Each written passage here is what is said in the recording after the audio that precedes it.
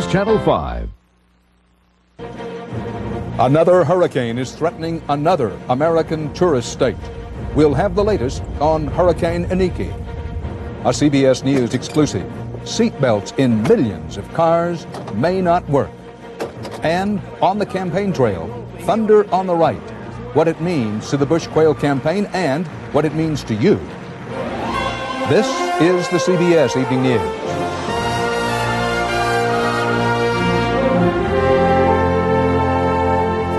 Good evening, Dan Rather reporting. Hurricane bells in the night are sounding in Hawaii. The Hawaiian Islands are bracing tonight for a monster hurricane. Forecasters now have classified Hurricane Iniki a Category 5. That's the most powerful and most destructive. More powerful than Hurricane Andrew, which was a Category 4. Hurricane Iniki, packing winds up to 165 miles an hour on a sustained basis, is swirling toward Hawaii's northernmost islands. People there are hurriedly locking up, stocking up, and hunkering down. Thousands were suddenly ordered to evacuate beachfront homes and luxury hotels.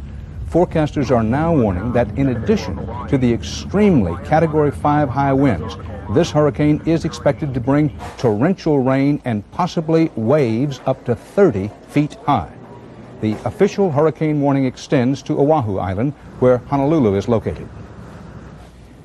Bob Jones, you're perhaps the best connected reporter on the island. This hurricane upgraded to a Category 5. What are you hearing from the people you talk to? This is going to be a great shock for everybody here. You have to understand that generally hurricanes bypass us. They go to the south and they sort of poop out, and that's all we ever hear, except in 1982 we did have one hit the island of Kauai. It was only a Category 1. It did tremendous damage. So this is really the first time in modern history that we're actually having to evacuate Waikiki. That means all the tourists. We have 800,000 people on the island of Oahu. We have 50,000 on Kauai, another 2,000 on the little island of Niihau, all in great jeopardy in the next 3 to 4 hours. Bob, Category 5 means the hurricane would have winds in excess of 155 miles an hour, possibly on a sustained basis, a wall of water perhaps as high as 25 or 30 feet. Now, you know the geography and the topography of the islands. What's that going to mean? Well, it's going to mean great flooding, and that's one reason why even 300 feet inland at Waikiki, they're telling people you've got to get up into the third story of some building. We've already evacuated everybody from the coastal areas. As you well know, we have all the mountains going down the center of these islands and all around very, very low land and small houses kind of built very flimsily constructed. And so the last time that Eva even grazed this island, just the grazing blew off many roofs and flattened houses and phone poles. I don't think we're anywhere nearly ready to handle a Category 5.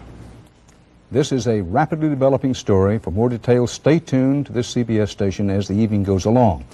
CBS News has been told that Hawaii has very poor U.S. government hurricane tracking equipment. A key unit of what they had went out almost a year ago, and Washington, it is reported, never repaired or replaced it. This, according to two sources, raises the question as to whether it's why the monster storm seemed to catch almost everyone, including the weather forecasters, so unaware and has so many Hawaiians scrambling tonight at the last minute. Neither the White House nor the Weather Bureau has had any comment so far. Consumer advocates and the U.S. auto industry clashed today over charges that seat belts in automobiles don't work as well as they should because of dangerous flaws in their design. CBS News Street Stories correspondent Roberta Baskin broke the story and has the latest details this evening. Most cars across the country have seatbelts with a center button buckle. But our Street Stories investigation showed these seatbelts can spring open when struck from behind. I characterize it as a design flaw.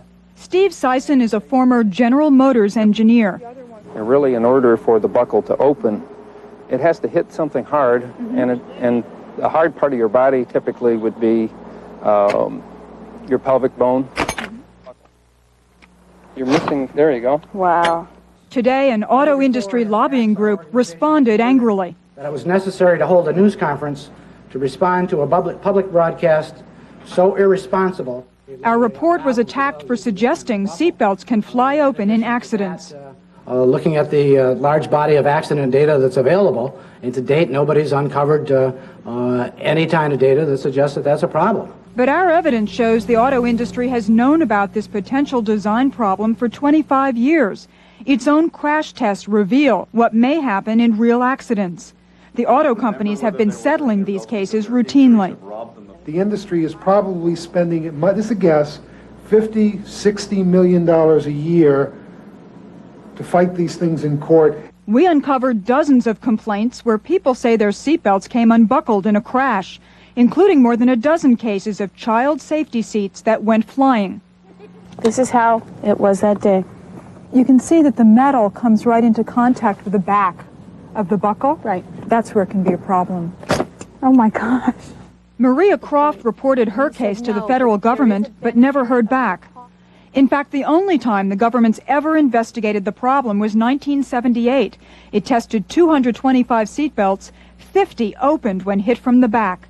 No further action was taken.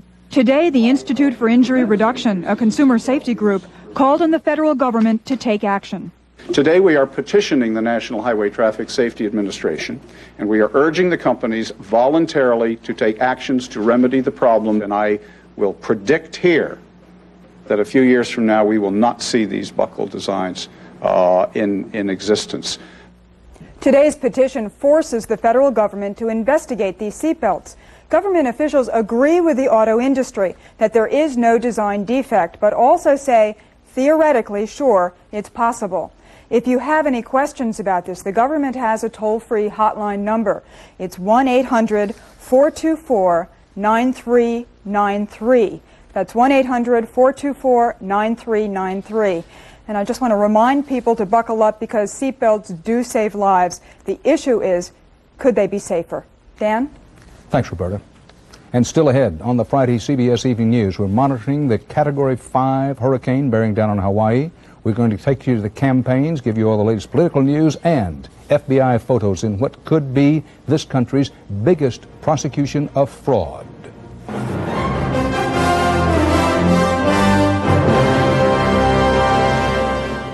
People love the old type of granola, but didn't know it was loaded with fat. Introducing new Kellogg's low-fat granola. Lots of delicious whole grains, almonds, and raisins, but only half the fat of leading granolas. New Kellogg's low-fat granola. Great taste, half the fat. Tears of pain, tears of joy. But when your eyes are dry, soothe them with the tears of Murine. Closer to your own tears than other leading eye drops or artificial tears. Murine, natural tears formula. America loves a little extra space, so your Chrysler, Plymouth, and Dodge dealers announce the wide-open Spacious Sale. A sale on America's lowest price 6-passenger cars. Spacious Acclaim from Chrysler Plymouth. Spacious Spirit from Dodge. More room than Honda Accord with automatic. Plus now at no charge, all these features. Even air, yes, at no charge. Get $1,000 cash back. Save up to $2,600. Their lowest prices ever, under $11,200. Now at your Chrysler, Plymouth, and Dodge dealers. The Bush Quayle campaign for re-election was centered around a defense plant in Missouri today as the president officially announced that he is approving a $9 billion sale of F-15 jet fighters to Saudi Arabia. McDonnell Douglas says the project will save 7,000 jobs. Mr. Bush said the sale is also in the interest of world peace and will not endanger the security of Israel. For his part, Arkansas Governor Bill Clinton said today he could not endorse the F-15 deal unless he was sure it would not hurt Israel. Out on the campaign trail today, the Democratic presidential nominee was counterattacking on the so-called, quote, family values issue. This follows weeks of pounding from the Republican right, what some call the religious right. We have two reports, beginning with Mark Phillips.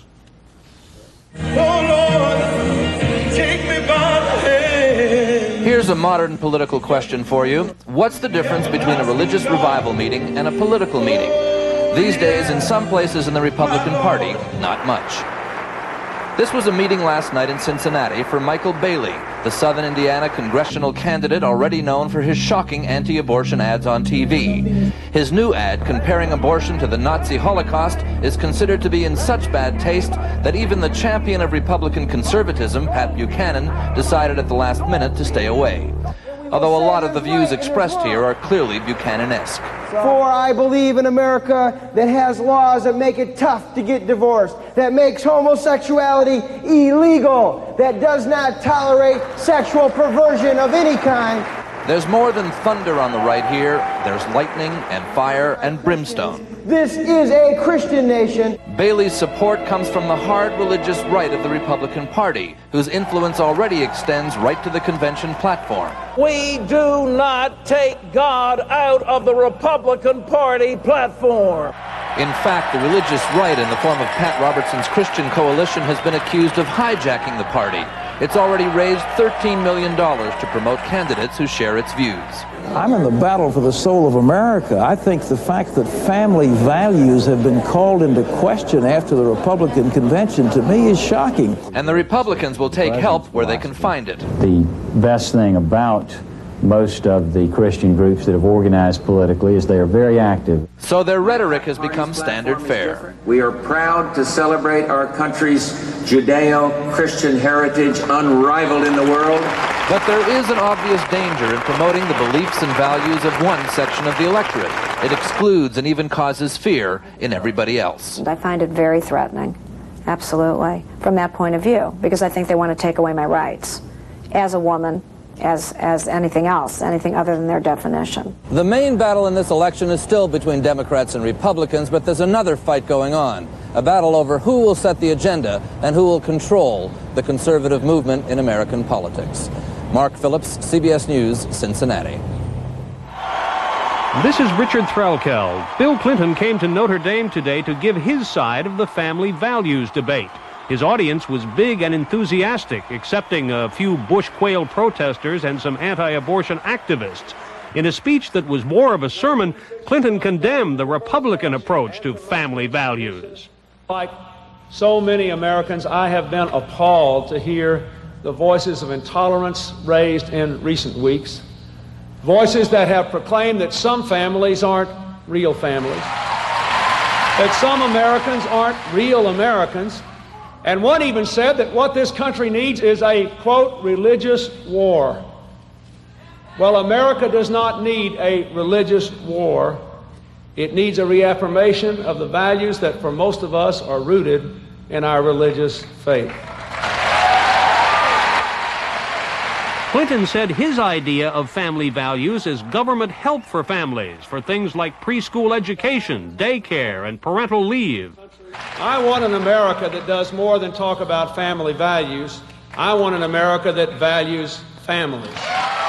Among the crowds along Clinton's campaign trail in recent weeks, as here in the battleground state of Ohio, there have been many voters who think the whole family values debate is an unnecessary distraction. George Bush doesn't care about family values. It's just smoke. Yeah. I mean, and how you can have family values if there's no jobs? And many who think it's nobody else's business, Republican or Democrat. I get my family values from the church and from the family itself. I don't need a politician to tell me what's good and what's bad. One reason the family values debate hasn't exactly ignited the electorate may be that a lot of voters have their doubts about how much a president can do to improve family values, or whether he even ought to. Richard Threlkeld, CBS News, New York. Stay with us now for more of the CBS Evening News, including the arrest of what the Italians call, quote, a top mafia leader. Never seen nothing like it. I mean, Rusty Slade was an ornery sort. Always ate his old bran flakes just for fiber. But one morning, I gave him Kellogg's new complete bran flakes. Weren't the same. More than fiber, they had whole grain wheat. Flakes were new too, crispy, crunchy. Why, that Kellogg's complete bran flakes even had a better nutty taste. It was all so good, made Rusty smile. Almost. New Kellogg's complete bran flakes. Fiber and then some.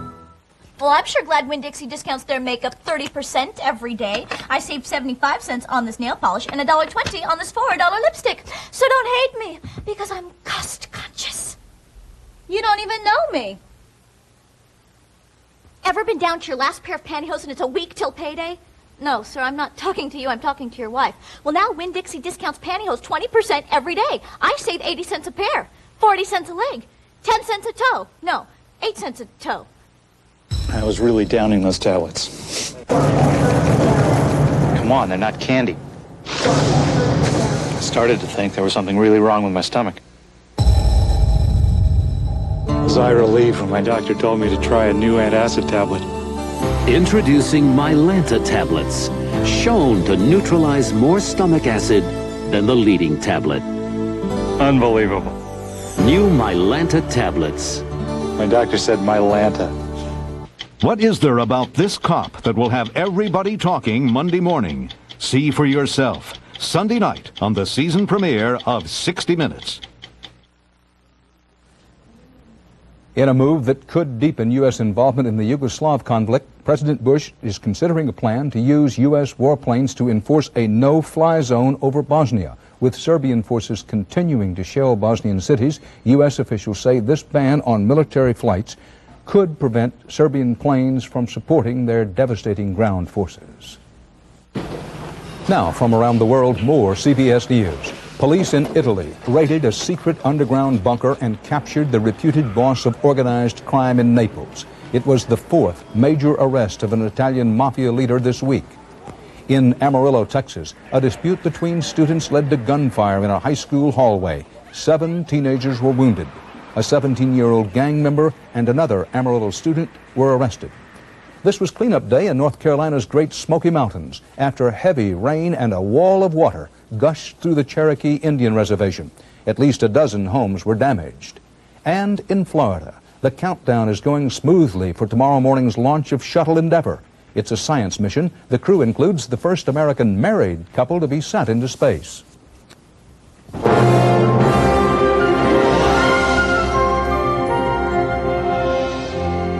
How could this happen? They've taken the secret. Europeans are upset. The Kellogg's Muesli cereal uses their secret recipe. This we kept in the family. After all, they've been guarding this delicious secret forever.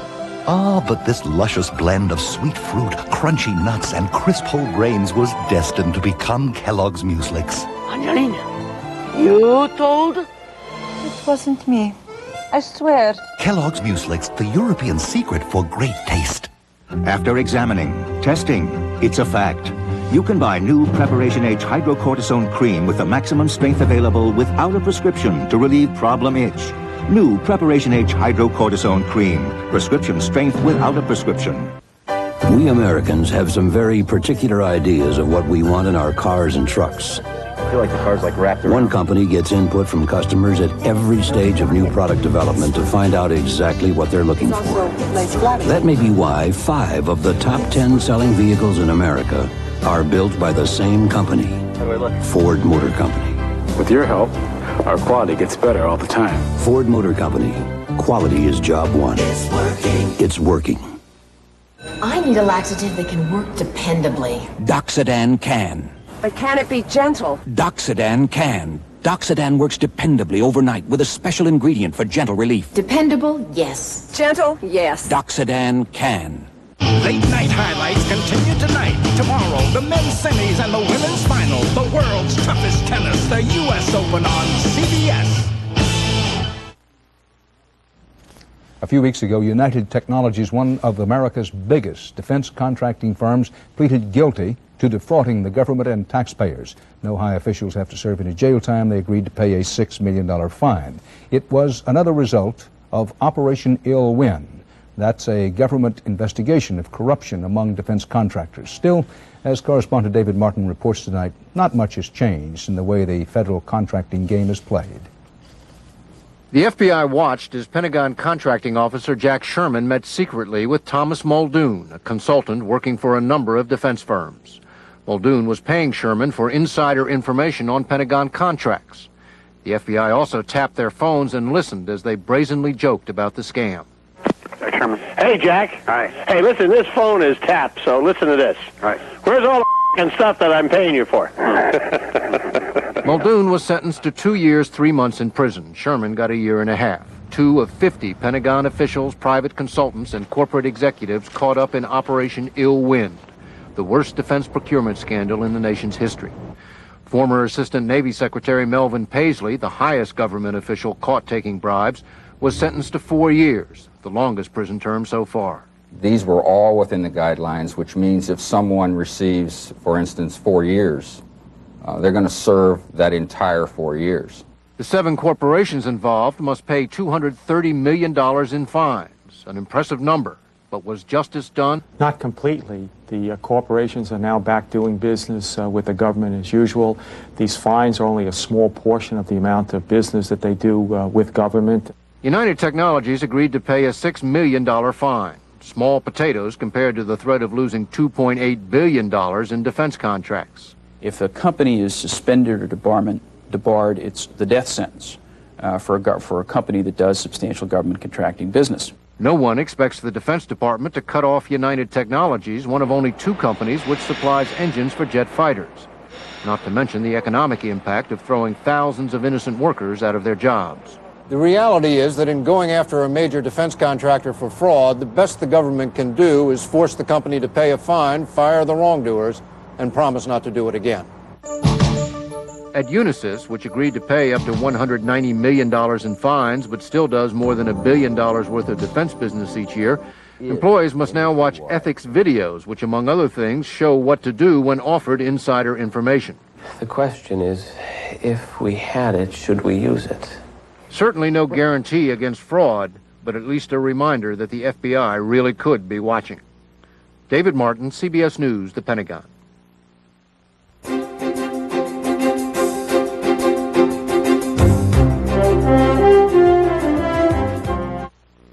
2 days only. Sears Inventory Reduction Sale. Thousands of items are marked to move. Save 10 to 50% throughout Sears. Washers, dryers, refrigerators, all marked to move. All furniture, sofas, dinettes, and more. Hey, it's gotta go. Missy tops, pants, and Lee jeans, they're out of here at 25 to 40% savings. This sale absolutely ends Saturday, so if you want to save money, get to Sears today. You can count on me, Sears Robot and Company. I'll get the cereal, honey. Morning! You'll love this cereal. Where'd you come from? A different time when grains were kept whole for the natural hearty taste. New great grains, toasted wheat, oats, and barley, kept whole, full of flavor. Pecans, dates, raisins. Enjoy it with the missus. Thanks. Great. Where'd you get this? Mind if I tell her? What was great back then is great grains now. A great new cereal from Post. To fight the effects of corrosion, the body of the Buick Regal has been built with two-side galvanized steel that goes beyond what most car makers use. Beyond Honda, beyond Toyota. In fact, all Buicks are warranted against outer body rust-through for 6 years or 100,000 miles. And that's a promise you don't have to take with a grain of salt.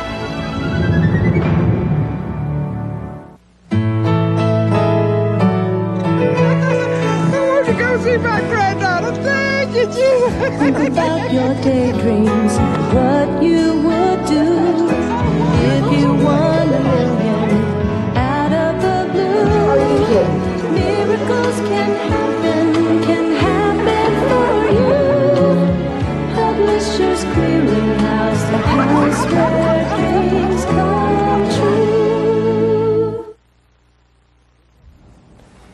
In just 53 days, we Americans will make the most important decision a democracy requires of us, the election of a president. The CBS Evening News is committed to giving you the information, context, and perspective you need to make that decision. And as part of that commitment, tonight and every Friday night until Election Day, we will bring you Eye on the Campaign. You'll hear from voters and campaign insiders. Tonight, the insiders. From the Bush-Quayle campaign, Deputy Chairman Clayton Yeater. And from the Clinton-Gore campaign, Chief Political Strategist Jim Carvell. Jim Carvell is in the so-called War Room in Little Rock. Mr. Yeater is in our Washington Bureau. Welcome, gentlemen. Let's start with the economy. Recent years. There is a school of thought, and it cuts across Republican, Democrat, and independent lines that says, listen, neither of these candidates is really addressing what it's going to take to get the deficit down, which is going to be both raising taxes and cutting spending. It's not necessary to raise taxes to bring the deficit down. And the president agrees with that assessment. Governor Clinton isn't proposing raising taxes either, and doesn't he know in his heart of heart that he's going to have to do that? Yes, sir, he is. Governor Clinton is proposing raising taxes on those persons who make over $200,000 a year, who are the only people that have benefit under Reagan and Bush. He definitely is, but he's also proposed tax cuts for working families. Let me make a point here, Dan. Governor Clinton balanced 11 budgets in a row. George Bush is the second biggest tax raiser in American history, and he has rolled up the biggest budget deficits in American history. And, you know, he says now he wants another chance. That's like bringing Nero back as fire chief of Rome. I mean, it's time for a change in this country. People understand that. People understand that the policies, failed policies of the past, are giving the rich a tax break, and trying to cut working people is not going to work. They want real change and fundamental change, not just to bring the deficit down, but get this country back on its feet and moving again. It is time for change in this country, Dan, but the change really needs to be on Capitol Hill in the Democratic leadership of the Congress, because that's where the obstructionism comes from. Mr. Yatter, I am confused about one thing. That day before yesterday, President Bush, and every newspaper in the country headlined it, seemed to say, listen, it's true I said read my lips and then I raised taxes in the first term, but there's no way I'm going to raise taxes in the second term. Absolutely no way. Then he sent Marlin Fitzwater out to say, well, he didn't quite mean that. What happened there? This, at least on the face of it, this looks like yet another flip-flop, was it? I was traveling at the time, so I'm not sure I can provide any helpful insights in that, but it was a confusing scenario. My personal view, based on a lot of contact with the president over recent months, is that he clearly will not increase taxes.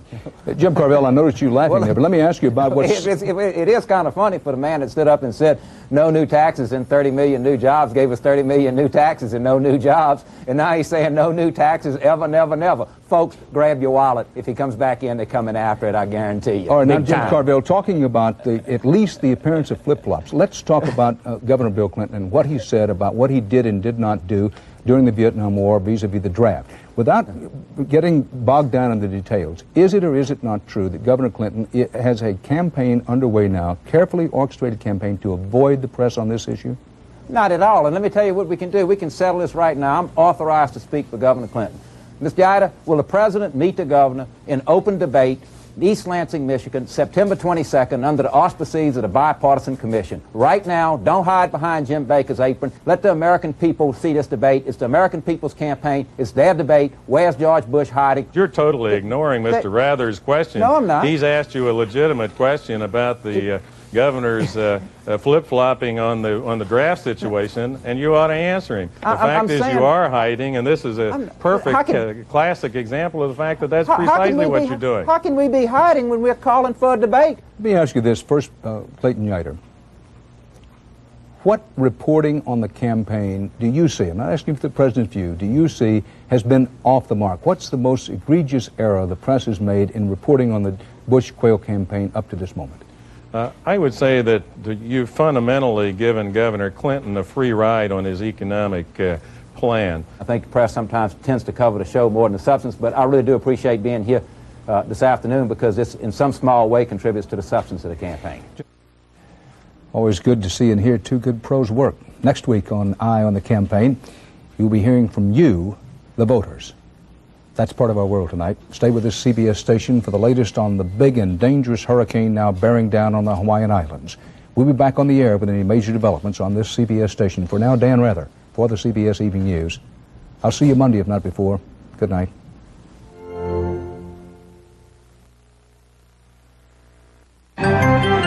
Experience CBS News. Thinking of checking in to a hotel? You could be in danger unless you check out an Eye on America report, Monday on the CBS Evening News with Dan Rather.